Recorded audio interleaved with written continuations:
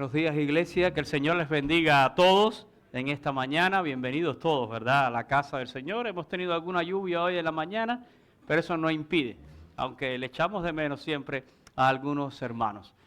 Bueno, me tomaré un minutito antes de compartir la palabra para dar gracias, ¿verdad?, porque no me dieron el chance ahí, no me dieron la oportunidad. Y lo voy a hacer a nombre mío y a nombre de Jorlen, ¿verdad? Ya después tú lo dices en el servicio de inglés. Pero gracias, iglesia, gracias por todo. Siempre yo recuerdo las palabras del apóstol Pablo, ¿verdad? Cuando él dijo, Dios me tuvo por digno y me puso en el ministerio. Yo siempre les he dicho, yo nunca soñé con ser pastor, tenía otros planes para mi vida, pero Dios tenía planes diferentes para mí, ¿verdad? Y yo le doy las gracias a él. Pablo dice allí, ¿verdad? Porque yo siendo el primero de los pecadores, Dios me tuvo por digno y me puso en el ministerio. No es nuestra dignidad, es la dignidad de Dios, ¿verdad?, en nuestras vidas. Y yo le doy gracias a Dios por cada uno de ustedes. Yo me siento un pastor bendecido por la iglesia que Dios me ha dado para pastorear. Le doy gracias a cada uno de ustedes siempre por su amor, por su cariño, por su respeto, por su apoyo. Y lo único que yo siempre le pido es, sigamos juntos, ¿verdad? Sigamos juntos haciendo la obra de Dios. Gracias a Lice por lo que hicieron con las niñas, por la poesía, a Yani y a Aileen, ahora se me fue el nombre de Aileen, a Coco por la canción, ¿verdad? A todos por su cariño. Rápidamente les recuerdo los anuncios para esta semana. Será una semana regular, ¿verdad? Quiere decir que el martes va a funcionar el ministerio de DEN, de jóvenes adultos, a las 7:30. El miércoles estamos acá con el estudio bíblico, estamos estudiando el libro de Jueces, una historia muy linda, ¿verdad?, una etapa de la vida de Israel. Este jueves le corresponde el tiempo a los voy a decir alto, a los hombres, le corresponde el tiempo a los hombres hoy, el jueves, esta semana, ¿verdad?, a las 7:30. El viernes estamos con los hermanos allá a las 4 de la tarde en Los Robles. Después a las 7:30 el Ministerio de Jóvenes y el Ministerio de Padres que oran por sus hijos a las 8 de la noche en la carpa. Próximo domingo, ¿verdad?, nuestros servicios regulares, 10 de la mañana servicio de adoración en español, a 12 del mediodía nuestro servicio de adoración en inglés, las respectivas clases siempre, ¿verdad?, de escuela dominical. Ahora, fuera de eso tenemos otros anuncios. Tiene que ver con este mismo día, ¿verdad? Esta tarde a las 5 de la tarde tendremos clase para nuevos miembros y para bautismos. Así que cualquiera que sea su decisión, yo le voy a esperar hoy, ¿verdad?, a las 5 de la tarde. Tendremos la clase disponible en español y en inglés con el pastor Jorlen, ¿verdad? Hoy tenemos grabación a las 5 de la tarde para todo lo que va a ser el programa de Navidad. Ahora, que sea grabación no quiere decir que nada más tienen que venir las personas que tienen líneas. Tienen que venir todos. Y estamos hablando del coro, de todo el que quiera sumarse, ¿verdad?, y ser parte. Lo que es hablado nada más. Ok, no coro, perdón. Pero bueno, el coro como quiera va a actuar de alguna manera, así que... Sí, la grabación es nada más de los diálogos, pero... No, entonces no va a haber otro ensayo. Entonces son nada más las personas de las líneas. Ok, bueno, ya ahí está la autoridad suprema diciendo lo que es. Posición anterior, solo los que tienen líneas para grabar van a venir entonces hoy a las 5 de la tarde y vamos a hacer la grabación de todo esto. Ya les adelanto las fechas para que lo vayan anotando en sus calendarios. El domingo 14 de diciembre va a ser el programa de niños de la iglesia. Luego, el viernes 19 y el sábado 20 va a ser esta presentación de esta obra del pesebre a la cruz y va a ser afuera, como hemos hecho en otras ocasiones. Vamos a volver a poner la tarima, vamos a volver a poner las pantallas. Hemos adquirido una pantalla nueva muy buena ahora y demás, y vamos a poner todas las sillas. La intención es que esto lo hagamos como iglesia para la comunidad. Recuerden, no es un programa para nosotros sentarnos a decir, ay, voy a disfrutar yo el programa de mi iglesia. No, nosotros vamos a trabajar para que otros sean los que vengan y puedan escuchar el mensaje. Así que de verdad que estoy moviendo a todo el mundo y motivando a todo el mundo para que venga y participe, sea parte de esto. Y hay muchas maneras de ayudar, actuando, cantando, ayudándonos a sacar sillas, a recoger, a guardar, a todo. Hay mucho que hacer y necesitamos un ejército de personas. Así que es la iglesia ministrando a la comunidad y sobre todo orar y poder invitar.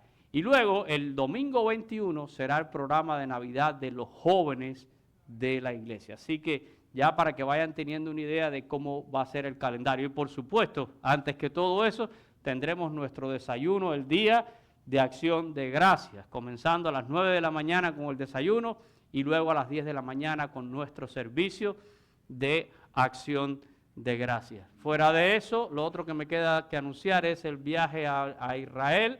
A todos los van quedando menos sillas, se va llenando el viaje. Recuerden, todo el que quiera me puede ver y le doy toda la información. Estaba ahí también la información del concierto que vamos a ir, ¿verdad? El 23 de enero. Eso lo tienen que ver directamente con Jorlen. Y para los padres que quieren enviar a sus hijos al campamento de Word of Life, tenemos reservadas las fechas del 6 al 8 de febrero, ¿verdad? Y ustedes están viendo allí los costos del campamento y los costos del concierto que será en Orlando. Así que creo que esos sí son todos los anuncios hoy. No me quedan más anuncios. Bueno, vamos a la palabra de Dios y ya me estoy quedando otra vez corto de tiempo, ¿verdad? Hoy le he titulado a mi sermón, No te dejes mover fácilmente, ¿verdad? Todo el mundo sabe que Cristo viene. ¿Usted lo sabe? ¿Cuántos pueden decir, como dijo Juan en Apocalipsis, ven pronto, Señor Jesús, ¿verdad? Debería de ser un anhelo de la iglesia decir, ven pronto, Señor Jesús. Así que de que Cristo viene, viene, ¿verdad? La pregunta es, ¿cuándo viene? Y ahí es donde todos deberíamos de parar, ¿verdad? Y resistir toda tentación de poner fechas y de hablar a veces de tiempos. ¿Cuándo Jesús vendrá? No lo sabemos. No lo sabemos. La Biblia dice que Él vendrá como ladrón en la noche y que nadie sabe ni el día ni la hora, ¿verdad? Ni los ángeles del cielo, solo el Padre. A Jesús los discípulos le preguntaron, ¿verdad? ¿Restaurarás el reino a Israel en este tiempo? Y Jesús les dijo, no les toca a vosotros saber los tiempos y las sazones que el Padre ha puesto en su sola potestad. Hermanos, si la Escritura dice todas estas cosas claramente, yo siempre me pregunto, ¿por qué tenemos tanta gente especulando sobre los tiempos y sobre los eventos de escatología que están en la palabra de Dios? Para los que no sepan, la palabra escatología tiene que ver con los eventos que están en el futuro, las cosas que la palabra dice que tienen que acontecer. Y si la palabra de Dios ha guardado silencio en muchas cosas, yo no entiendo por qué alguna gente entonces quieren hablar y explicar lo que la palabra de Dios ha callado.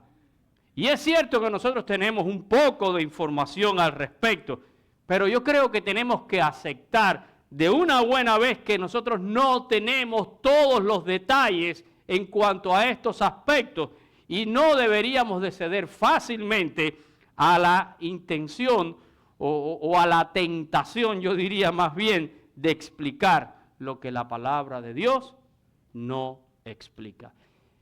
Y de estos intentos es que salen las herejías, y de estos intentos es que salen las malas doctrinas, y que salen todas estas corrientes. Y miren, en estos días han sonado mucho en las redes algunos textos. Textos como este, Primera de Tesalonicenses, capítulo 5, versículos del 1 al 3. Pero acerca de los tiempos y de las ocasiones, no tenéis necesidad, hermano, de que yo os escriba. Porque vosotros sabéis perfectamente que el día del Señor vendrá así como ladrón en la noche. Que cuando digan paz y seguridad, entonces vendrán sobre ellos destrucción repentina como los dolores de la mujer encinta y no escaparán. Otro texto que ha sonado mucho en estos días en las redes es Daniel 9:27. 9:27. No, ese es el 23, ese es el 27. ¿Yo te puse 23? Pues me estoy poniendo viejo. Miren este texto. Dice, y por otra semana confirmará el pacto con muchos, a la mitad de la semana hará cesar el sacrificio y la ofrenda, después con la muchedumbre de las abominaciones vendrá el desolador hasta que venga la consumación y lo que está determinado se derrame sobre el desolador. Ahora, estos textos que están sonando tanto en estos días sugieren que un acuerdo de paz podría ser una señal de que se está preparando un tiempo y que después vendrá un gran conflicto. Pero además estos textos parecen conectar este acuerdo de paz con el anticristo.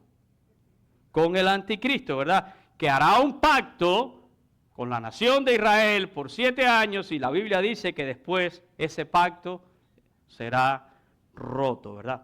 Así que de acuerdo a muchos teólogos de las redes sociales, los teólogos de las redes sociales, Donald Trump es el anticristo. Eso me lo han mandado en estos días, yo no sé cuántas veces.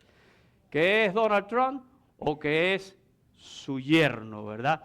El anticristo, porque han sido los mediadores en este acuerdo de paz entre Israel y sus enemigos. Y yo no voy a hablar de Donald Trump, no se preocupen.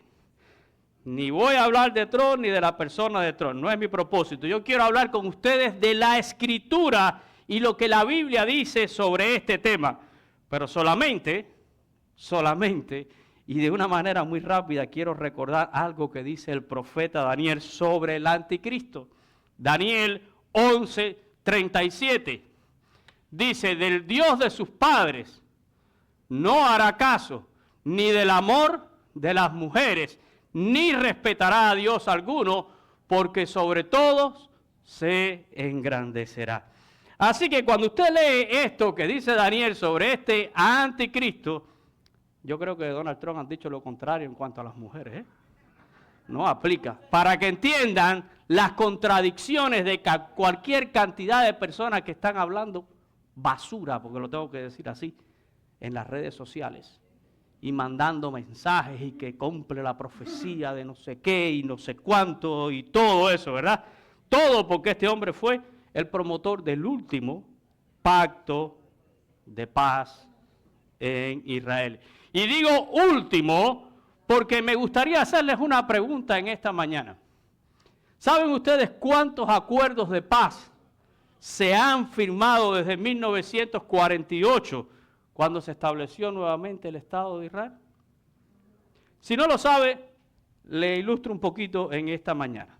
Porque los llamados palestinos no han sido los únicos enemigos de Israel. Israel ha tenido enemigos en muchas naciones árabes, ¿verdad? Y ha tenido conflicto con muchísimas naciones, este Estado judío, y han existido muchísimos tratados. Por ejemplo, el armisticio que se firmó en el año 1949 y lo firmó Israel, Egipto, Líbano, Transjordania, que es la actual Jordania, pero en aquel momento se llamaba Transjordania, y Siria. Después de eso ese tratado se rompió. ¿Ustedes saben cuántas veces Israel ha tenido bronca con Siria y con el Líbano? Muchísimas veces, y han tenido guerras, ¿verdad? Luego, en el 1979 se firmó otro tratado entre Israel y Egipto, que se firmó después de los famosos acuerdos de Camp David, que fueron en 1978. Luego, en el 1993 estuvieron los acuerdos de Oslo, donde Israel firmó con la OLP, la OLP es la Organización para la Liberación de Palestina, ¿verdad? Y se establecieron incluso allí las bases para lo que se llama la autoridad palestina que gobierna los territorios ocupados que están en lo que se llama la Cisjordania hoy en día, ¿verdad? Luego en 1994 se firmó otro tratado entre Israel y Jordania que puso fin a un tiempo de hostilidad entre Israel y Jordania, y ahora Israel y Jordania pues son amigos, ¿verdad? y todo está muy bien entre ellos. Más reciente, en el año 20, ¿verdad? Tenemos los llamados acuerdos de Abraham, donde Israel firmó con muchos países árabes, Bahrein, Emiratos Árabes Unidos, Sudán, Marruecos. Así que este reciente tratado de paz, que todavía está en proceso, no es otra cosa que política de hombres. Y estamos hablando de una paz que va a ser una paz efímera. Esto va a durar por un ratito, pero créanme que en algún tiempito estos se van a ir a las manos otra vez.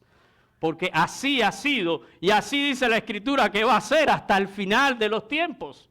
Esto no va a parar, ¿verdad? Claro que no queremos ver guerra, claro que no queremos ver muertes innecesarias. Nadie se complace en eso, pero es una realidad que la hemos visto a través de toda la historia. Y si aplicáramos este razonamiento de que aquel que haga o trate de mediar en un tratado de paz en el Medio Oriente es el anticristo, pues tendríamos que aplicárselo a cualquier cantidad de personas que a lo largo de la historia han mediado en esto, ¿verdad? Pero lo mismo sucede, hermanos, cada vez que tiembla la tierra, ¿sí o no? Lo mismo sucede cada vez que se habla de una nueva guerra. Lo mismo sucede cada vez que aparece una nueva pandemia. Enseguida aparecen cualquier cantidad de personas diciendo que ya estamos en el final de los tiempos, ¿verdad? Y lo único que hacen con eso es provocar la especulación de aquellos que medio saben algo de la Biblia y también provocan la burla de aquellos que desprecian la palabra de Dios y que, como dice el apóstol Pedro, siempre están diciendo, ¿dónde está su venida? ¿Verdad? Porque desde el tiempo de nuestros padres están hablando de que Cristo viene y todavía no acaba de llegar. Y estos incentivan a esos burladores, como diciendo, se pasan la vida hablando boberías y nada, y no ha pasado nada.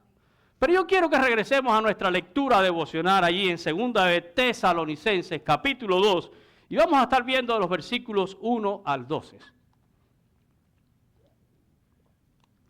Para que escuchemos, no al pastor Félix, escuchemos la palabra de Dios. Escuchemos lo que dice el apóstol Pablo. Y Pablo comienza diciendo que en cuanto al tema del regreso del Señor Jesucristo y de nuestra reunión como iglesia con Él, ¿qué es lo que le dice a los hermanos? No se dejen mover fácilmente. Y a mí me enoja lo facilito que nos mueve un mensajito por WhatsApp. A mí me enoja lo facilito que nos mueve una cosita que vimos en Facebook o que nos mandaron por TikTok o por X o por donde usted quiera hoy en día. Lo facilito que mueve a la gente de lo que dice la palabra de Dios, que debe de ser lo que es firme en nuestra vida, ¿verdad? Pablo les está diciendo, no se dejen mover. Así que Pablo asume que estos hermanos en Tesalónica ya tienen una postura sobre estos temas. Ya ellos tienen una postura sobre el tema, tienen un conocimiento cierto y tienen un conocimiento bien fundado. Por lo tanto, les ruega, no se dejen mover de eso. Como escribe también en la carta a los Efesios, que no seamos llevados por cualquier viento de doctrina fácilmente. Somos zarandeados fácilmente.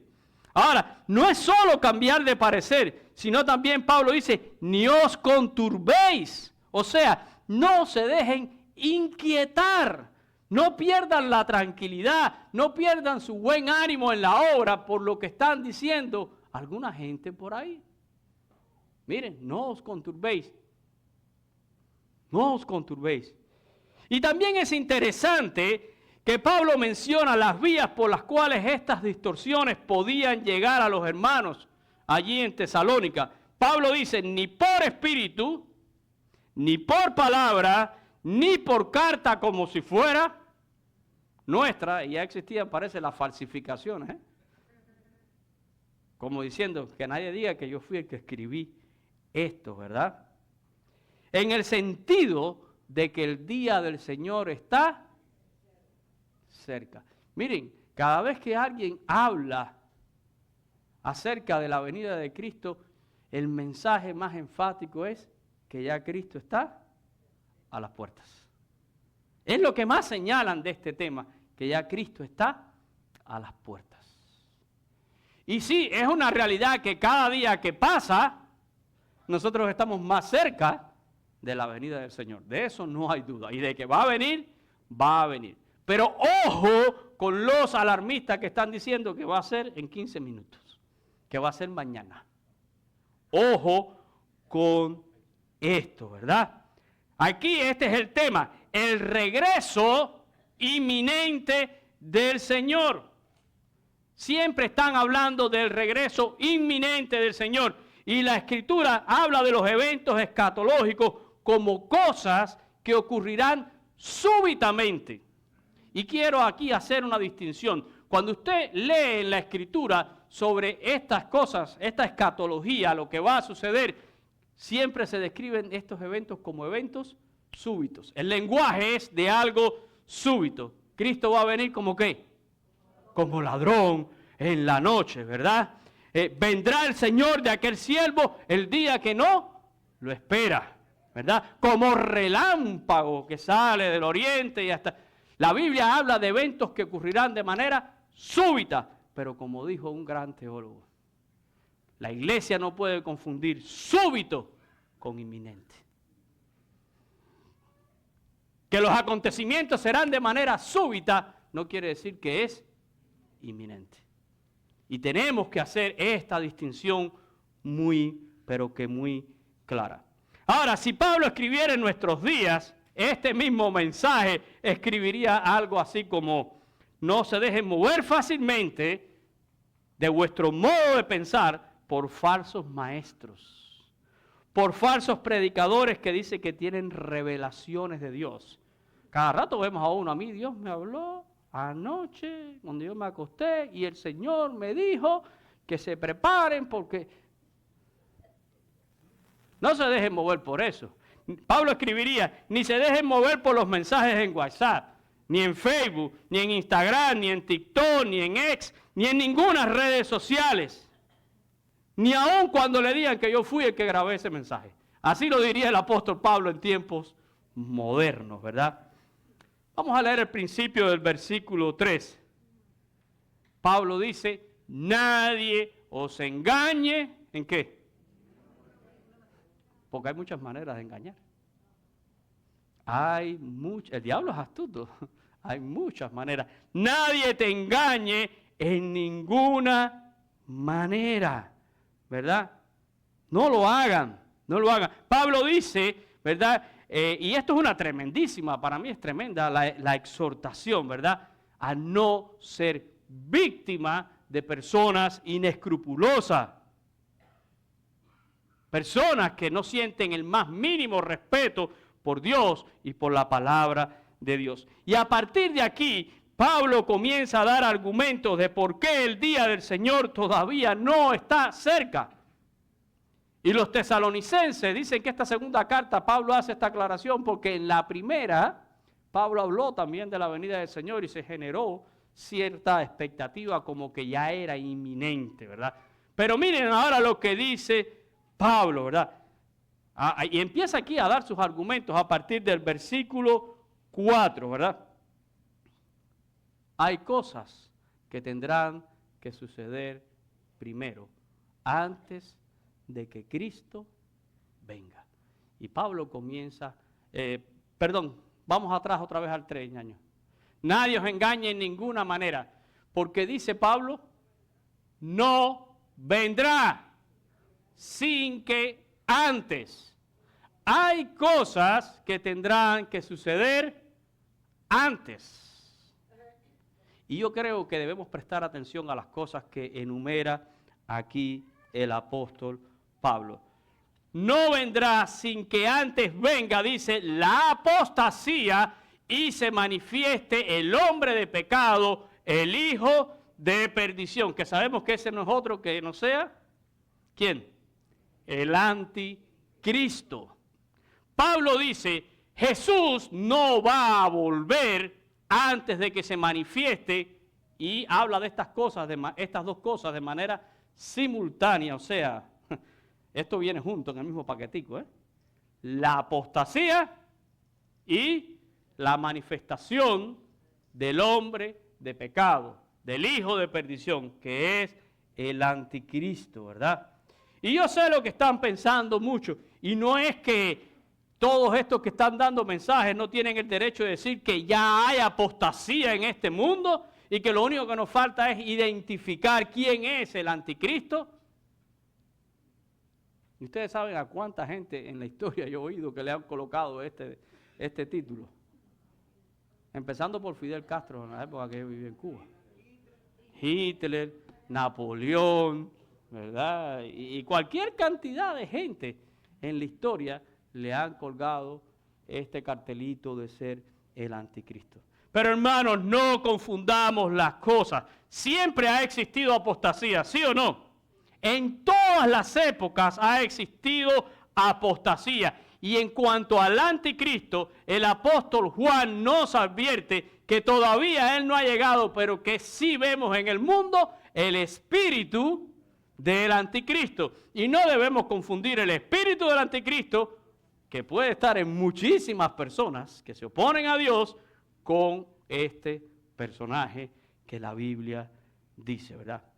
No es esta la apostasía y no es el espíritu del anticristo a lo que se refiere Pablo, sino al que será manifestado al final de los tiempos. Y sucede como las otras señales. ¿No han existido siempre terremotos? ¿No han existido siempre pandemias? ¿No han existido siempre guerras? Pero cada vez que tiembla la tierra sale un loco de esto diciendo, ahora sí ya. Ya, la semana que viene, prepara la maleta que ya Cristo viene.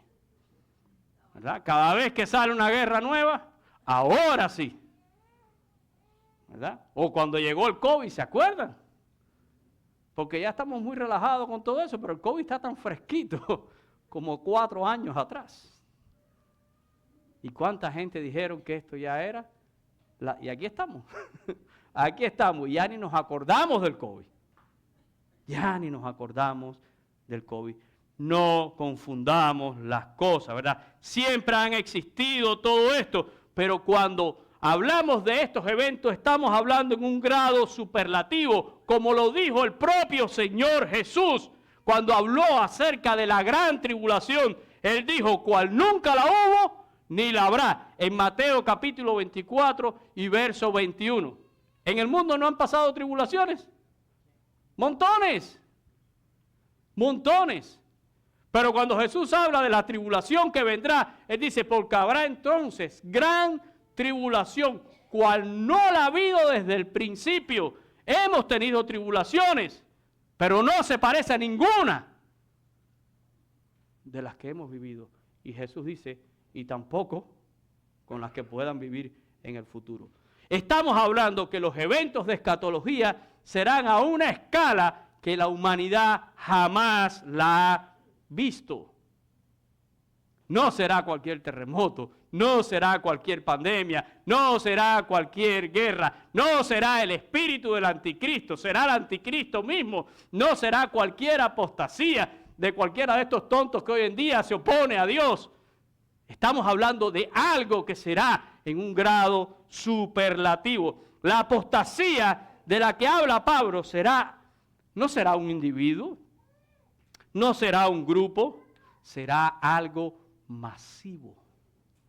Pónganlo en su mente. Va a ser algo masivo donde las personas deciden por ellos mismos ponerse lejos de Dios. ¿Saben?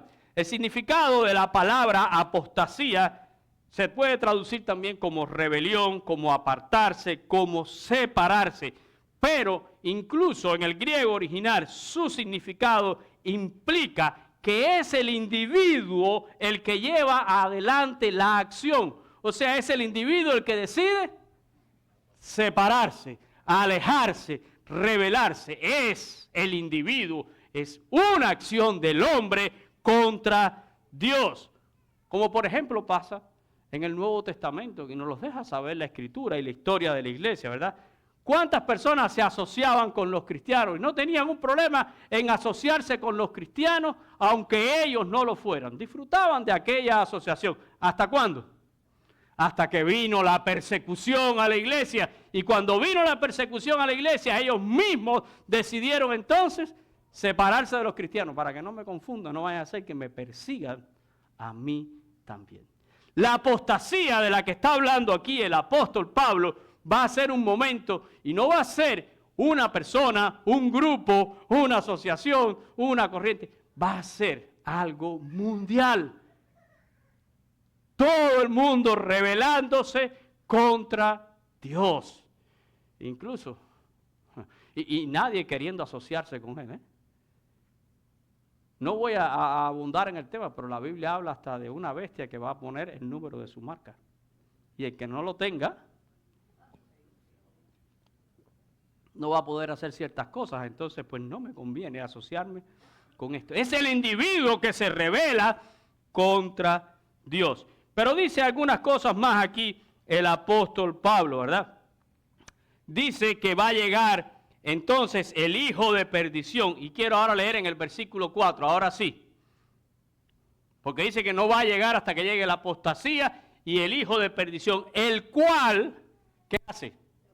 Se opone y se levanta contra todo lo que se llame Dios o es objeto de culto. Tanto que se sienta, ¿dónde? En el templo de Dios, como Dios, y haciéndose pasar por Dios. ¡Wow! Este es un personaje que va a usurpar el lugar, o va a intentar usurpar el lugar de Dios, haciéndose pasar por Dios y exigiendo adoración. Exigiendo adoración. Se va a levantar contra todo lo que se llame Dios, contra todo lo que es objeto de culto, porque aquí ahora el Dios seré yo, y el que tienen que adorar es a mí. Ese es el anticristo, ¿verdad? Ese va a ser el anticristo. Y a tal punto va a llegar este personaje que Pablo dice que se va a sentar en el templo de Dios, como Dios, y haciéndose pasar por Dios. Y aquí hay un elemento importante que menciona el apóstol Pablo, y es el templo. El anticristo se sentará en el templo. ¿Saben? Segunda de Tesalonicenses fue escrito en el año 51, 52 después de Cristo. Todavía en Jerusalén hay un templo, que fue el segundo templo. Recuerden, el primer templo que construye Salomón lo destruye Nabucodonosor. Después se reconstruye el templo, Herodes lo amplía, y ese fue el templo que conoció el Señor Jesús. El segundo templo, ¿verdad? En su venida, cuando estuvo entre nosotros. Ese segundo templo que después fue destruido en el año 70 por los romanos. Y del 70 hasta el sol de hoy, nunca más en Israel ha habido templo. Así que yo creo que habrá que ver la construcción del tercer templo. Porque si el anticristo se va a sentar en el templo para profanarlo, tendrá que ser que vemos la construcción del tercer templo. Y es interesante porque en la cosmovisión del judaísmo, si no hay templo, no hay Mesías. El Mesías no va a llegar hasta que tengamos un templo. Por tanto, en el judaísmo hay mucho afán en construir el tercer templo, tanto que en Israel existe algo que se llama el Instituto del Templo, y está allí muy cerca del Muro de los Lamentos, el Instituto del Templo. Y probablemente usted ha oído decir por ahí que ya en Israel tienen todas las cosas para el templo y que tienen las vacas para el sacrificio y los sacerdotes y todas las cosas. ¿Saben qué? Es verdad. Lo tienen. Lo tienen. Están locos por construir el tercer templo, ¿verdad? Solo que hay un pequeñito problema. Y es el lugar a donde tiene que ser construido el templo. Porque donde tiene que ser construido el templo, hoy por hoy está el Domo de la Roca. Y el Domo de la Roca es un memorial muy importante dentro del Islam. Y es un lugar que ahora mismo no está en propiedad de Israel. Israel tiene la custodia militar de ese lugar de alguna manera, es custodiado por soldados israelíes, pero la administración es árabe. ¿Y qué están esperando los judíos? Que un día pase algo y que este lugar sea devuelto de alguna manera a Israel. Ellos dicen, Dios tiene su logística para hacer las cosas, algún día Dios nos va a devolver esto y cuando lo devuelva, nosotros estaremos listos para construir el tercer templo. Yo les digo una cosa, no soy predicador de las redes, pero el día que usted vea que algo pase ahí, vaya preparando la maletica. Vaya preparando la maletica porque ahí sí se están acercando las cosas. Pero tiene que haber un templo, ¿verdad? Y a partir del versículo 5, Pablo comienza entonces aquí a cerrar sus argumentos. Le dice, acuérdense que cuando yo estaba con ustedes les di buena enseñanza de todo esto. Y ustedes saben que hay algo que hasta el día de hoy detiene, ¿verdad? Que el anticristo llegue, que sea manifestado hasta que a su debido tiempo sea quitado. Y cuando estamos hablando de su debido tiempo, estamos hablando del kairos de Dios. Dios es el que tiene los tiempos en sus manos. Y hay algo que Pablo dice que detiene todavía esto. Hay algo que lo está aguantando, que lo está conteniendo hasta que en su debido tiempo sea quitado, ¿verdad?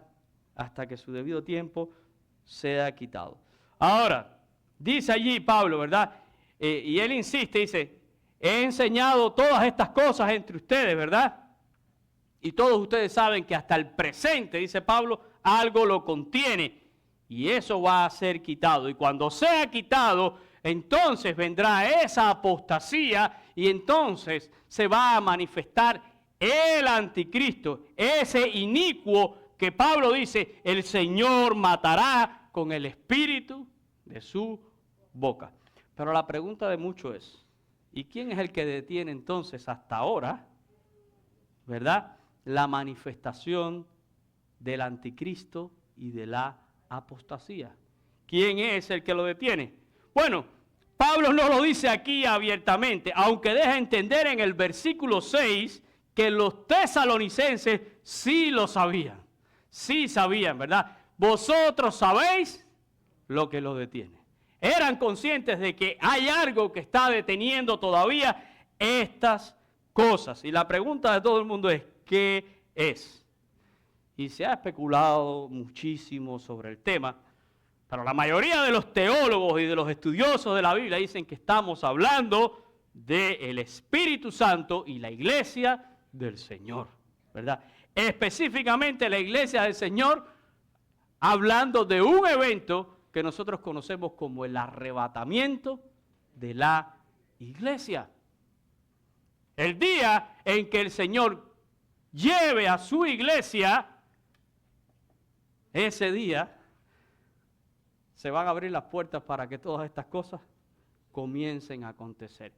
Así que la obra de la iglesia, en la cual mora el Espíritu Santo, porque mora en cada uno de nosotros, funciona como un muro de contención todavía. Si seguimos leyendo allí, versos 7 y 8, miren lo que dice Pablo, dice, porque ya está en acción, ¿qué cosa?